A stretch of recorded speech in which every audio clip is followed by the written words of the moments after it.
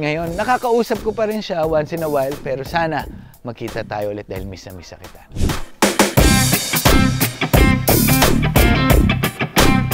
Yasmin Curdy. Si Yasmin Curdy, sobrang down to earth niyan. At i-share ko rin na nagpapa-renovate siya ng mansion niya ngayon. At sobrang cool ng family niya, especially nung husband niya na tropa ko rin yan, si Brother Ray. Rocco Nasino is a very loving father na lagi kong kakwentuhan tungkol sa pagpapalaki sa mga bata. Biruin nyo, sa akin pang character kung scammer, siya kumukuha ng tips kung paano magpalaki ng mga bata. Actually, nagbibigay lang akong advice dahil natutuwa ko sa kanya, sobrang hands-on dad siya. Sophie Albert, isa pa tong hands-on mom, na tropa ko rin ng kanyang daddy, na si Daddy Dean. And sobrang cool lang siya and chill at napakagaling din na artista. Mark Heras.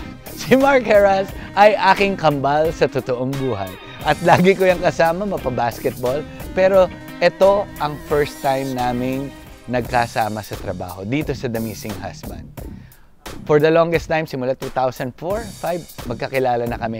Ngayon lang kami nagkatrabaho, kaya abangan ninyo.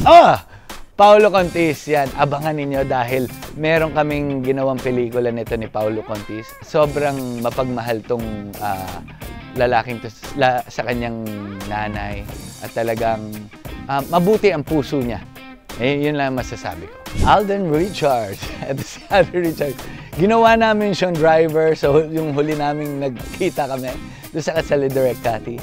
At ngayon lagi ko siyang ka-text dahil may mga share ako sa kanyang mga Bible verse, and laging topic namin ngayon is yung palapit na kasi ang end times. So kailangan mas mapalapit tayo sa Diyos. Ayan, si Rochelle. Nagkasama rin kami sa pelikula namin with sina Coco. Sobrang cool nito.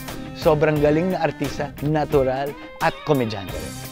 John Lloyd Cruz. John Lloyd is my brother, and sobrang nilook forward kung magkasama kami ulit. Kasi for the longest time, medyo matagal kaming hindi nagkita simula nung pandemic. At ngayon, nakakausap ko pa rin siya once in a while, pero sana magkita tayo ulit dahil miss na kita.